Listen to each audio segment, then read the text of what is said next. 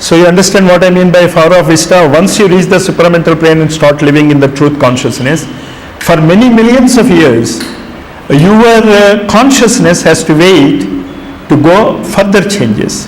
That is what he meant by as the end of a power of Vista. Now, this is what the major fault which we do. It cannot be and must not be turned into a first aim. When we are reading this integral yoga, naturally what is our first aim? To reach supramind. Naturally. But very clearly Sri Aurobindo wants that the supramental change cannot be and must not be turned into a first aim. Be careful of that. It is our aim, it is our ultimate aim, and it is the ultimate aim for us and for humanity, a power of Vista. For humanity. For us it is the ultimate aim, but when you start reading this book, it should not be and it cannot be your first aim, but a constantly envisaged goal or an immediate objective. You should not, this also should not be that you should always go on thinking that I should receive the supramental descent or I should go. Neither the ascent of the mind to supermind nor the supramental descent must be a constantly envisaged goal or an immediate objective. Don't do that. For it can only come into the view of possibility after much arduous self-conquest and self-exceeding at the end of many long and trying stages of a difficult self-evolution of nature. Even Sri Aurobindo, when he had this new body, he has to strain himself for 12 years for the supramental descent, which he already got it. You understand what I mean? Mentally, he was in the supramental level, because the moment he started practicing pranayama, his mind was still. You remember the biography of Sri Aurobindo? One Maharashtrian yoga teacher, Lele, gave him a breathing practice. And he said, you do it. For 3 days, Sri Aurobindo did that practice. And after that, what happened? Sri Aurobindo lost his mind. Not in the negative sense. Because when you say lost his mind, we mean something else. But really Sri Aurobindo lost his mind. There was no mind there.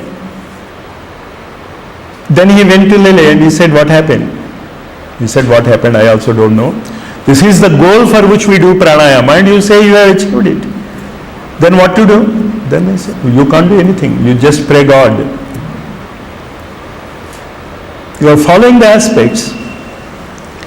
So, this arduous self-conquest and self-exceeding, you should go beyond the individual thinking process. You should stop thinking like an individual. Then how should you think? He himself will tell that. But you understand, it must be an arduous self-conquest and self-exceeding. And if we as Sri Aurobindonians talk about integral yoga and we don't have a arduous self-conquest and self-exceeding at the end of many long and trying stages, he is not talking about years. He says about the stages of mind. And in Patanjali Yoga Sutra, the stages can be easily conquered, they say, if there is Tivra Samveganam Asannaha. The stages are to be achieved now itself if there is a very intensive aspiration, Tivra Samvegaha. So when he says self-conquest and self-exceeding and orders, he is not talking about time factor there. He is talking about, did you reach the stages? Have you a very clear-cut notion of higher mind? We are very conscious of the lower mind, the engineers, the doctors, the scientists. These are all lower mind expressions because they deal with lower matter. When a scientist deals with lower matter, he is using lower mind. So these stages, and in these 6 days, I can give you a guarantee that we will reach the intuitional level. But be prepared for that. It should be orders. You have to read and read and read again only these paragraphs. You need not read, and read in this order because it helps you to understand in a better way. So therefore you have prepared the copies unnai kada, you just circulate it. And those who have the books, no problem, you can just remember the page and read it. Difficult self-evolution of the nature. This is what we have to understand in yoga. Really, yoga means evolution. But evolution in a very fast way. And that is quite possible when you can make your life, all life as yoga. It is very easy to talk this word, but to practice this word, to practice this, when you say all life is yoga, and when I touch this, I should know how the evolutionary factors of iron or steel, whatever it may be, are interacting with each other. You are sitting there on the table. Do you remember that mother always wants, don't push the chair, handle it carefully as if it has got its own individuality. Do you remember it? Don't push it with your legs. Just keep it slowly. No sound, no jarring sound must come. Every sound is a product of yoga. And when you draw the chair, creating a harsh voice, a sound.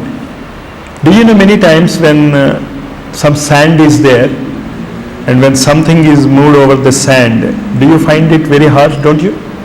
Am I able to express my problem? The harshness of the sound? So be careful. All life is yoga means this.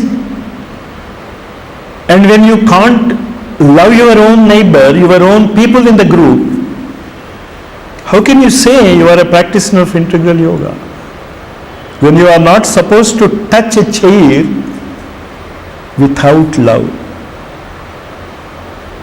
So all life is yoga, we will come later.